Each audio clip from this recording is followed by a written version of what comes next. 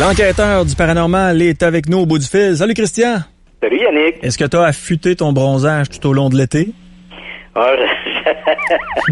J'avais autre chose à faire que me dénuder et de me promener en speedo dans mon arrière-cour. Et dis-moi que tu ne veux pas me voir en speedo. Oh, on sait jamais, hein, on sait jamais. Hey, Christian, oui? on veut savoir, parce que là, il y a des auditeurs qui m'ont demandé, pour ce qui est du 98.5 le jour, est-ce que tu vas revenir avec la nouvelle programmation? Est-ce qu'on va pouvoir... parce que avec la nouvelle programmation, je serai là en semaine, les vendredis de 14h30 à 15h. Avec à l'animation Bernard Drainville. OK, M. Drainville, t'as-tu déjà rencontré? Ouais, à quelques reprises, lorsque j'étais de passage à Québec, j'ai fait quelques émissions 93 FM, qui étaient à l'époque où Bernard Drainville était là, donc on s'était rencontrés à ce moment-là, et j'ai eu l'occasion, durant l'été, de le croiser 2 ou 3 fois dans les studios du 98 à Montréal. OK, donc ta chronique à Montréal revient. Oui. Je suis bien content pour toi, puis nous, on va se jaser à tous les mercredis, puis une fois de temps en temps, tu vas descendre à Québec pour nous jaser pendant 1 heure, 1 heure et demie. Absolument. Parfait. On parle de quoi aujourd'hui? On parle d'Elvis, j'imagine? Oui, je voulais nous faire un petit spécial avec Elvis Presley. D'ailleurs, depuis le début de l'émission, j'ai remarqué que ta connaissance en Elvis Presley était un petit peu à refaire. Oui, bien certainement. Je veux dire, c'est tellement loin, mais j'écoute encore les tunes, par exemple. Ouais, en fait, il y a un élément sur lequel il serait intéressant de revenir, plus fin qu'une correction comme ça. Tu as parlé du talent d'acteur d'Elvis Presley. D'ailleurs, il faut s'entendre, hein, Elvis, c'est l'artiste dont on se perd en superlatif. C'est le plus grand, le plus ci, le plus ça. Ouais. On est d'accord avec ça. C'est l'artiste qui a remarqué le plus l'histoire de la musique contemporaine. Il est l'artiste qui a littéralement inventé le star system. Donc Elvis, c'est jamais aucun autre artiste n'aura transcendé l'image de la musique telle qu'Elvis l'a fait. Je me rappelle, John Lennon, de son vivant, avait dit, en parlant de la musique populaire, il dit « Avant Elvis, il n'y avait rien ». Et c'est tout à fait ça. Donc, Elvis, il y avait d'autres grands chanteurs. On se rappelle, Sinatra était avant Elvis. Mais ces gens-là suivaient un peu la cadence. Hein? C'était le mouvement. Elvis va arriver et va briser les règles établies, transformer le monde de la musique. Il y a une chose lorsque l'on parle d'Elvis Presley, où les gens, souvent, il y a comme une sorte d'ambiguïté, c'est son talent d'acteur, dont tu as fait l'évocation un peu plus tôt. Elvis n'était pas un mauvais acteur, même au contraire, les gens qui l'avaient vu en audition trouvaient qu'il était un très bon acteur. On l'entrevoyait même comme étant peut-être une succession à James Dean, qui est décédé en 1955, si ma mémoire est bonne, dans un accident de voiture, et qui était lui-même un très grand acteur. Mais en termes de charisme, Christian, là, je suis tout à fait d'accord avec toi, mais c'était pas... Non, on parle vraiment en termes d'acteur. Non, mais écoute bien, Yannick, là où je vais en venir, c'est qu'en fait, Elvis n'a jamais eu l'occasion de s'offrir comme acteur. Et en fait, le colonel Tom Parker n'en avait rien à cirer. En fait, ce que les gens oublient, c'est que Elvis a fait 33 films, 31 comédies musicales et 2 films documentaires, Elvis on Tour puis Elvis That's the Way It Is. Mais les 31 comédies musicales qu'il a fait, ce que peu de gens savent, c'est que très souvent, les chansons étaient écrites avant que le film ne soit fait.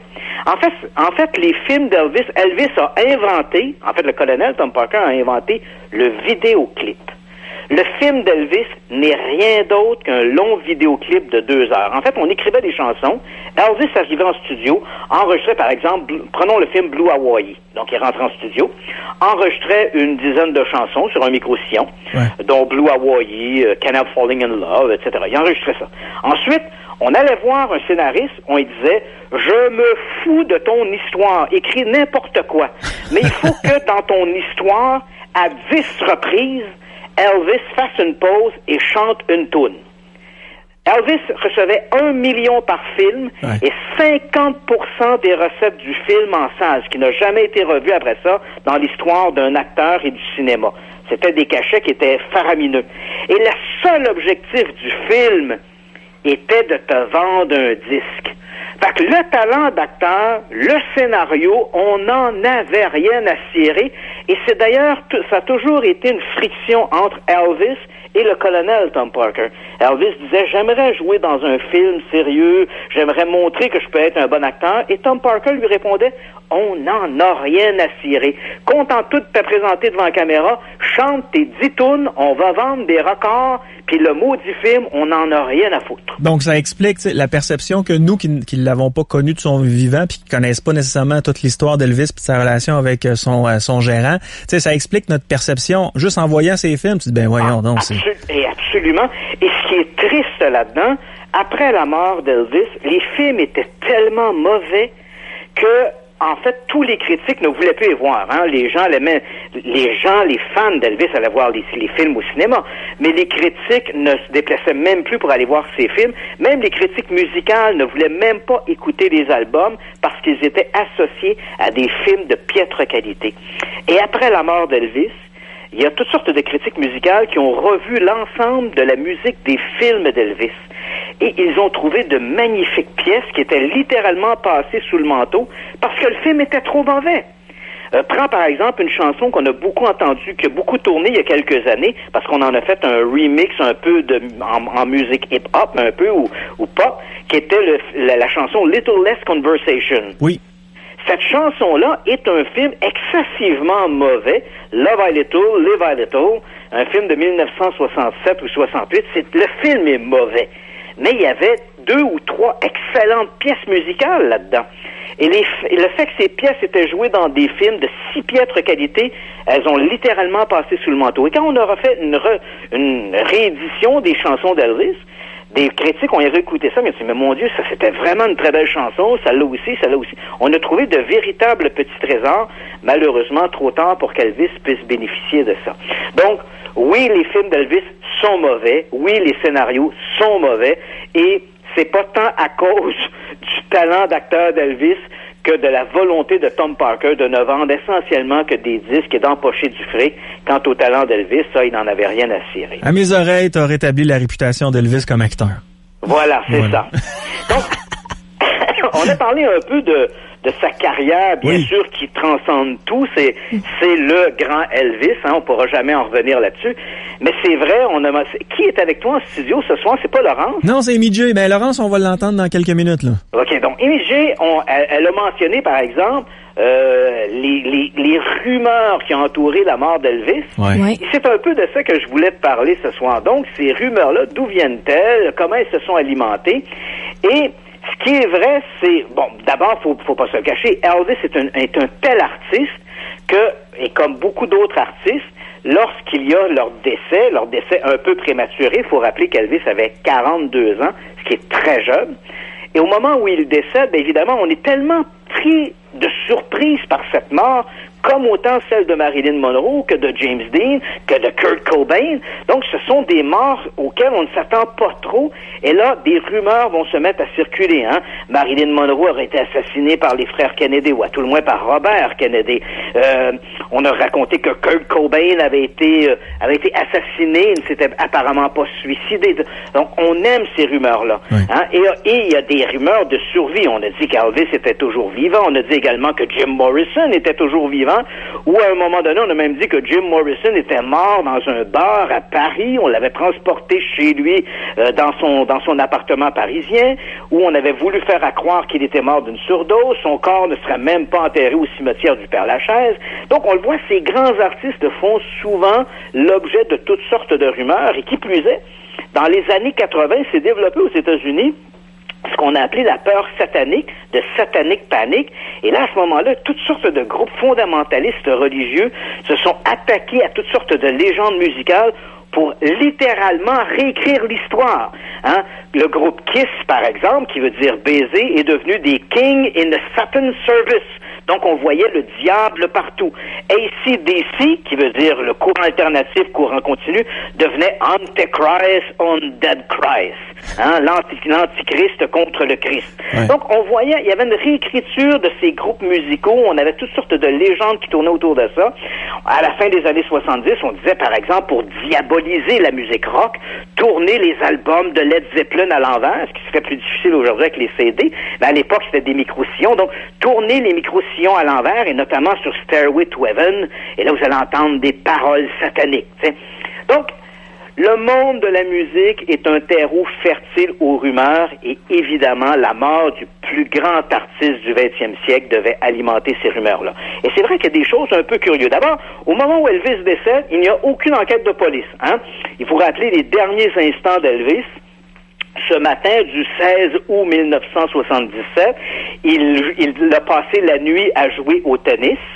À ce moment-là, on a un Elvis un peu bedonnant. Il n'est plus le beau Elvis des films que l'on a vu dans les années 60. Il est un peu bedonnant, mais quand même, il se livre à quelques activités physiques et il passe sa nuit à jouer au tennis.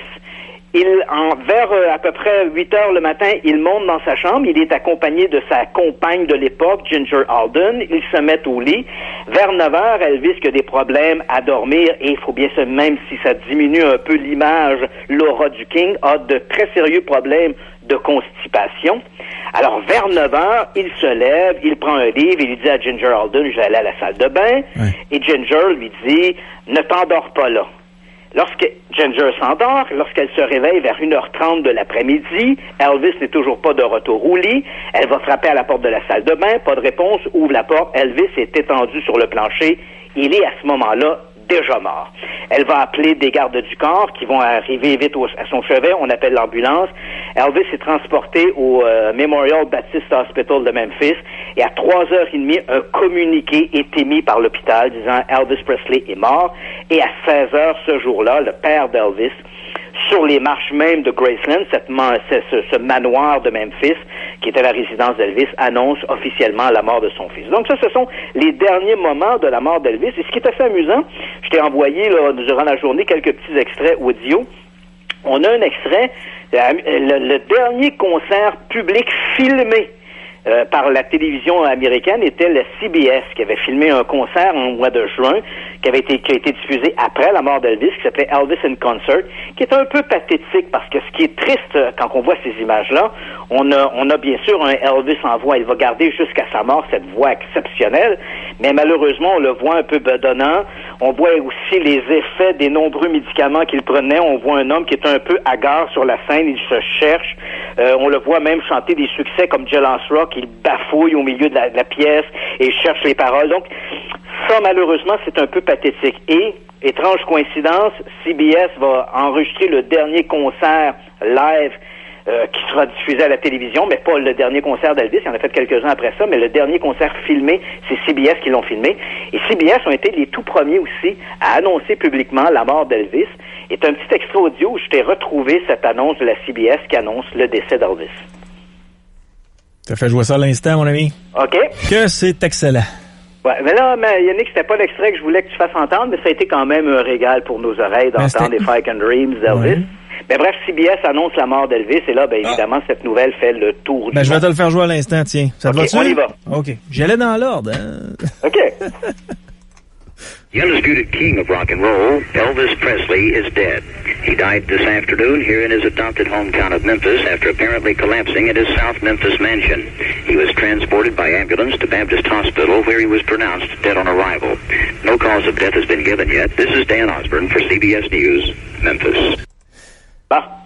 Et comme on l'entend, le journaliste dit aucune cause de décès n'a été mentionnée. On devait apprendre éventuellement en après-midi que la cause du décès officiellement était un arrêt cardiaque. Mais bon, évidemment, on finit tous par mourir quelque part par un arrêt cardiaque. On sait maintenant qu'au moment de son décès, Elvis avait une très forte concentration de 11 drogues différentes dans le corps. Et pourquoi on le sait? Parce que son médecin privé, un certain George Nikopoulos, a été poursuivi en justice pour des prescriptions abusives à l'endroit d'Elvis. Et là, évidemment, le médecin légiste du comté a dû déposer en cours et dire, voici ce que j'ai trouvé dans les examens toxicologiques. Quoique le rapport officiel intégral d'Elvis Presley, de son décès, est conservé aux archives et ne sera public qu'en 2027 à la demande de son père, Vernon Presley, décédé, lui, en 1979. Et évidemment, le fait que l'on garde, et ça, la loi lui permettait donc de demander une sorte de sceller sur le rapport d'autopsie. Mais c'est vrai que pour les théoriciens du complot, attendre 50 ans pour rendre public le rapport d'autopsie d'Elvis Presley ne fait qu'ajouter à l'idée qu'on essaie de nous cacher quelque chose. Donc, avec la mort d'Elvis, la police de Memphis se rend sur les lieux, ne fait pas d'enquête. On ne juge pas utile d'ouvrir une enquête, alors que généralement, lorsque l'on décède chez soi, il y a automatiquement un minimum d'enquête qui est fait, pas dans le cas d'Elvis Presley. On rapporte également que le contenu de son estomac a été détruit avant même d'avoir été analysé. Donc, il y a eu, oui, des examens toxicologiques, mais le contenu de l'estomac a été retiré. Son cercueil pesait, et on l'a mentionné, on soutient, parce que là, souvent, on est dans le domaine de la rumeur. On raconte que son cercueil aurait pesé quelque chose comme 350 kilos de plus que prévu. Et là, ben évidemment, les théoriciens du complot disent c'est parce que le personnage, l'homme qui était dans la tombe, il n'était qu'un mannequin en cire, parce qu'il faut se rappeler qu'après la mort d'Elvis, le 16 août, juste dans les jours qui ont suivi, les 2 ou 3 jours qui ont suivi, des milliers de gens se sont rendus à Memphis, sur le Elvis Presley Boulevard, là où se trouve la Graceland, et ont défilé devant la tombe d'Elvis. Et on le voyait, les gens pouvaient approcher à peu près à 4 mètres de distance du cercueil, et on le voyait là, dans son cercueil. Il n'y a aucune photo qui a été prise à ce moment-là, du moins on n'en connaît aucune. La seule photographie connue d'Elvis dans sa tombe a été prise par le directeur des pompes funèbres de Memphis, un certain Robert Kendall, et même quand on voit cette photo qui a été publiée dans le National Enquirer un peu partout, et les gens qui nous écoutent ce soir peuvent simplement taper Elvis in coffin, quelque chose comme ça, et vous allez voir cette photo, elle paraît louche, elle paraît retouchée. On est presque à mi-chemin entre une véritable photo et un dessin. Et là, ça semble un peu louche. Il y a quelque chose dans cette photo qui va pas bien. Et là, ben évidemment, les théoriciens du complot disent, c'est parce que c'est pas une vraie photo, c'est une photo retouchée, c'était pas Elvis qui était dans son cercueil. Les autres éléments sont que la pierre tombale d'Elvis Presley, parce que le nom complet d'Elvis était Elvis Aaron Presley. Elvis, de son vivant, a toujours signé Aaron, A-R-O-N. Aaron, pour ton bénéfice, Yannick, c'était le frère de Moïse dans la Bible. Oh. Donc, Elvis a toujours signé Aaron, A-R-O-N. Or, sur sa pierre tombale, le nom de Aaron est écrit avec 2 A au début. A-A-R-O-N. Une orthographe qui est plutôt particulière. Même si sur l'acte de naissance d'Elvis, le nom Aaron est écrit avec 2 A, on trouve ça quand même curieux que Elvis, qui toute sa vie a écrit Aaron avec un seul A, qu'on retrouve un double A sur sa pierre tombale. On trouve ça aussi curieux que Elvis soit enterré, non pas aux côtés de sa mère, parce que Elvis avait une sorte d'obsession pour sa mère, une relation excessivement mère-fils très, très particulière. Il faut pas y voir quelque chose de scabreux, là, mais c'était vraiment une relation très intimiste qu'Elvis avait avec sa mère, qui est décédée en 1958, et Elvis avait demandé d'être enterré aux côtés de sa mère chérie, mais c'est pas ça qui se passe. Si on va à Graceland, et j'y suis allé, donc je l'ai vu, moi, la tombe d'Elvis, il est enterré entre sa grand-mère et son père. Sa mère est un peu plus loin, juste aux côtés d'une petite plaque qui rappelle le décès de son frère jumeau, parce que Elvis est né d'un couple de jumeaux, il est le 2e né, le premier étant Jesse Garon Presley, qui est décédé en venant au monde. Donc Elvis était enfant unique, mais il était au départ né d'un couple de jumeaux. Et une plaque rappelle donc Jesse Garon, qui est placée juste aux côtés de la mère d'Elvis, Gladys, mais ensuite on a la tombe de son père, et Elvis arrive en 3e. Et ça, pour les théoriciens du complot, c'est également très, très curieux.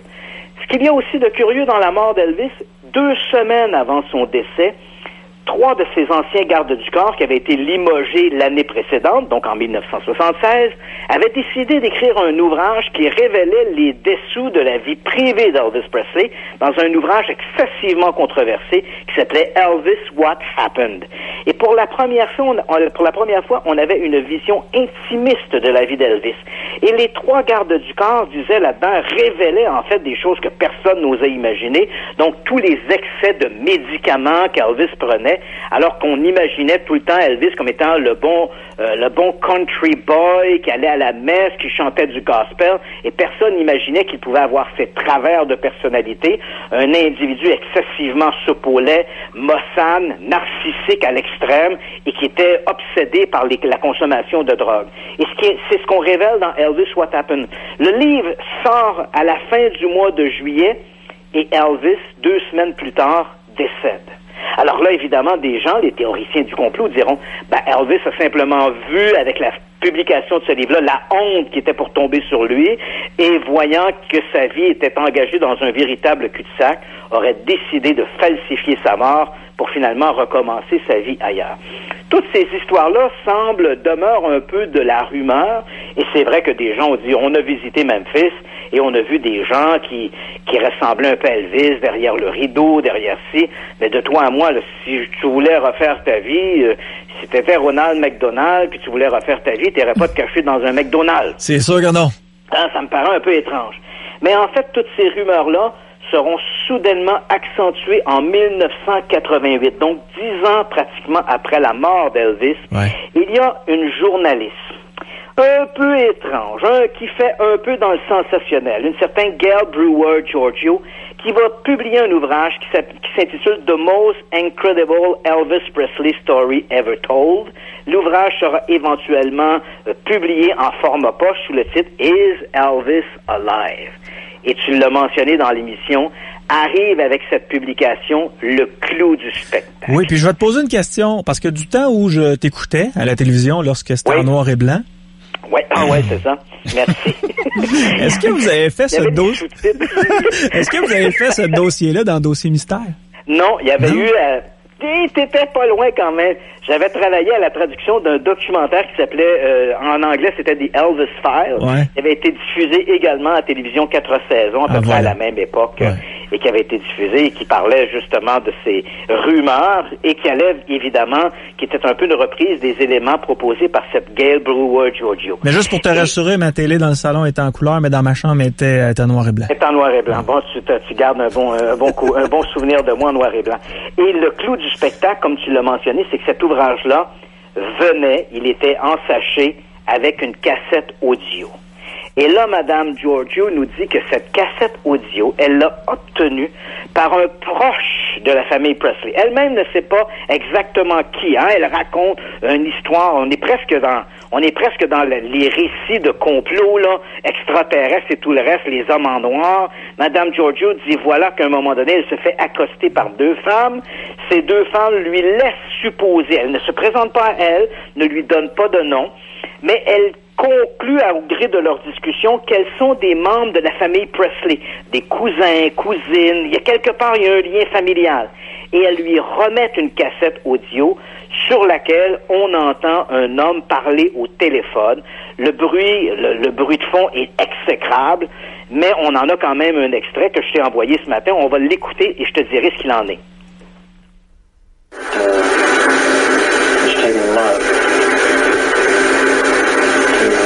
To do what I had to do.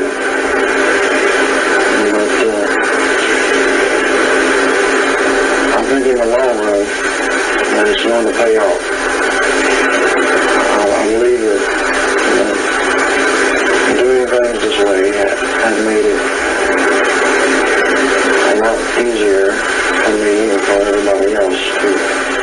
C'était bel et bien l'extrait que j'avais entendu. Bon, donc on voit... Je sais, j'ai travaillé sur l'émission. Donc, j'ai tout le matériel d'archives. Mais ça date de 30 ans, ça? Oui, absolument. Donc, ça sort en 1988, avec la sortie du livre de Madame Giorgio. Ouais. Et là, elle nous présente dans son ouvrage des expertises. Elle aurait fait écouter la bande à des gens qui, en écoutant les intonations, en écoutant la façon dont les mots étaient dits, elle dit, d'après les experts, il pourrait s'agir d'Elvis. De toi à moi, là, je pense qu'il y a aux États-Unis, tu sais qu'au moment où on se parle, il y a aux États-Unis plus de 3000 imitateurs d'Elvis qui gagnent leur vie à imiter Elvis. 3000 à travers les États-Unis. Donc, j'imagine que l'un d'entre eux qui parle en disant « Elvis has left the building », ça pourrait être bon aussi. Donc, tu comprends que c'est un peu n'importe quoi, mais cette histoire-là, cet ouvrage-là, qui sera éventuellement, parce que, faut pas se le cacher, la télévision est toujours en quête d'émissions, d'éléments chocs, et cette histoire-là, lorsque Gail Giorgio publie son ouvrage, avec une cassette audio qui montrerait qu'Elvis est peut-être toujours vivant, c'est choc, ça fonctionne bien, ça On fait un documentaire là-dessus qui est éminemment très populaire aux États-Unis et même au Canada lorsqu'on l'a diffusé, et qui vont contribuer à entretenir le mythe du Elvis est toujours vivant. Mais malheureusement, même si on ne veut pas l'admettre, depuis 1977, Elvis has left the building. Donc, Elvis n'est jamais réapparu. Et contrairement à ce que beaucoup de gens croient, Elvis n'était pas malheureux d'être Elvis. Donc, on essaie tout le temps un peu de justifier l'histoire de sa mort, du subterfuge, de la supercherie de sa mort, par l'idée que Elvis était malheureux et voulait refaire sa vie. Ce n'est pas ce que racontent ces gardes du corps dans Elvis What Happened. Elvis est un narcissique. Elvis est content d'être Elvis. Elvis, il est Elvis et il le sait.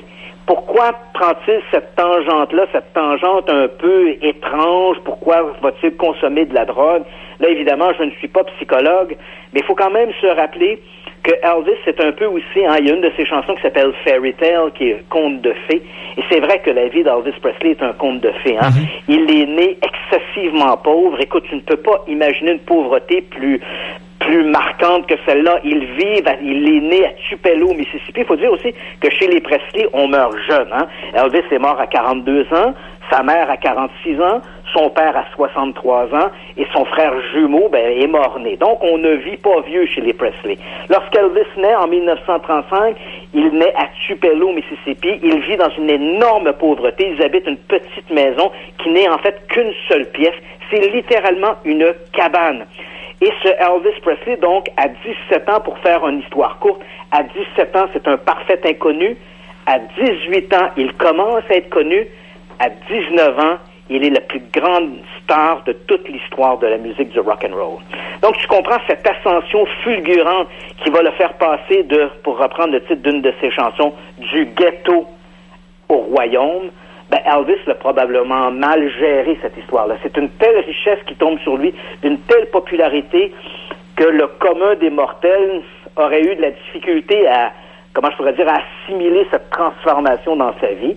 Et Elvis l'a visiblement mal assimilé. Donc, il est devenu un peu son propre cauchemar. Elvis était l'ombre d'Elvis lui-même. Là, et malheureusement, on voit la déchéance que c'est vers laquelle ça l'a entraîné. Déjà en 1958-59, alors qu'il était au service militaire, il avait une vingtaine d'années à peine. Déjà, ses gardes du corps, je pense entre autres à Red West et Sonny West, qui l'ont accompagné depuis le début et qui ont écrit notamment, qui ont co-signé cet ouvrage Elvis What Happened. Il raconte que durant son service militaire, Elvis avait déjà commencé à consommer des quantités astronomiques de drogue.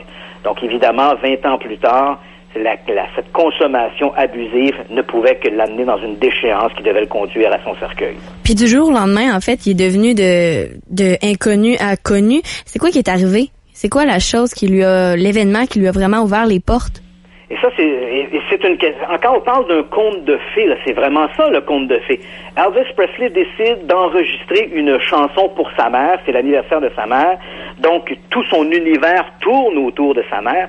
Donc, Elvis Presley travaille à ce moment-là pour une compagnie qui vend de la peinture et des fournitures électriques.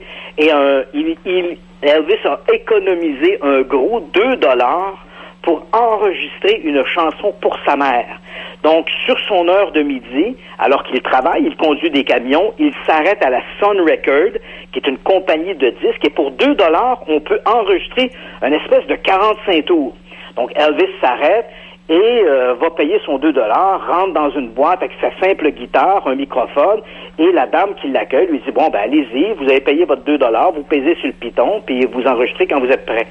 Et cette dame-là, elle est une employée, mais elle a souvent entendu son patron, un certain Sam Phillips, dire et répéter, si je pouvais trouver un chanteur blanc, mais qui chante avec le soul, avec l'âme d'un noir, je ferais fortune. Et cette dame-là commence donc à entendre Elvis. Si ma mémoire est bonne, je pense qu'il enregistre une chanson qui s'appelle My Happiness, une sorte de chanson, une chanson amoureuse, très lente. Et lorsqu'elle entend Elvis chanter ça, elle se dit, mon Dieu, quelle voix exceptionnelle. C'est pas encore le Elvis qu'on va connaître, mais le fond est là. Et lorsqu'elle l'entend, elle a la rapidité d'esprit d'enregistrer une partie, parce qu'il n'y a pas de doublage, hein, c'est-à-dire qu'il n'y a pas un double qui est fait. Elvis enregistre sa chanson sur un disque qui est gravé en même temps, il part avec son disque, puis il ne reste plus rien. Mais elle a la vivacité d'esprit de prendre une bande magnétique et d'enregistrer les dernières mesures qu'Elvis va chanter. Donc, on a un petit bout là de ça. Elvis repart avec son disque sous le bras, paye ses $2 et donne le disque à sa mère. Il va falloir presque une année. Cette bande-là reste oubliée à la Sun Record. Et puis, à un moment donné, Sam Phillips va dire à cette même employée, il va répéter encore une fois, si j'avais un chanteur blanc qui chantait comme un noir. Et elle se rappelle soudainement, elle dit, hey, il y a quelques mois, il y a un jeune qui est venu, je me rappelle soudainement, il avait une voix magnifique. Elle va faire entendre ce court extrait à Sam Phillips, qui le jour même va téléphoner à Elvis et va le faire venir en studio. Et c'est de là que la légende est née. Et la légende d'Elvis naît à ce moment-là. Christian Page, c'est toujours un plaisir. On se reparle mercredi. Juste avant, ton livre sort quand? Mon livre sort le 30, le 30 août. Mais écoute, Yannick, j'en ai eu une copie entre les mains dès aujourd'hui. Donc, j'ai le bébé sorti du four, je l'ai entre les mains, mais il sera disponible. Donc, c'est l'enquêteur des théories du complot. Donc, on y va avec tout, hein, le 11 septembre, les chemtrails, les extraterrestres, la mort de JFK. Donc, je me suis penché sur l'ensemble de ces théories du complot. Ouais. Je l'ai fait non pas comme un sceptique, ni non plus comme un croyant, mais comme un journaliste en me posant la question, est-ce que ces théories du complot pourraient résister à une analyse critique des faits? Et donc, j'ai passé à travers l'ensemble de ces théories du complot. L'ouvrage sort en librairie le 30 août prochain. Et moi, j'ai eu mes premières copies entre les mains aujourd'hui. Es-tu prêt à recevoir la vague de théoriciens du complot qui vont t'écrire pour te chanter des bêtises? Je suis prêt et je m'y attends, Yannick. Tu sais, à toutes les fois à l'émission où on a parlé, soit du 11 septembre ou des chemtrails, tu sais le genre de commentaires ordurier qu'on reçoit. Écoute, j'ai sorti, comme on dit, mes 2 gros corps à vidange dehors, puis je suis prêt à recevoir leurs ordures. Hey, Christian, oui, puis on a hâte que tu viennes nous présenter le livre directement en studio. Une question d'un auditeur que je trouve pertinente, parce que oui, j'avais entendu parler de ça. Quel était le rapport d'Elvis Presley avec la police, avec le FBI, la CIA? À un moment donné, je crois qu'il a participé à certaines enquêtes.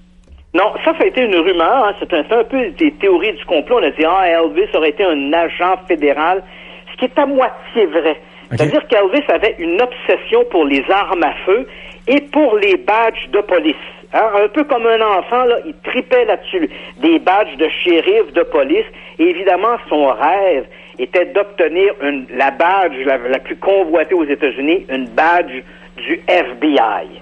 Donc, à un moment donné, Elvis avait une collection tout à fait extraordinaire de badges de police, mais évidemment, ce sont toutes des badges qui lui avaient été donnés de manière courtoise par différents services de police.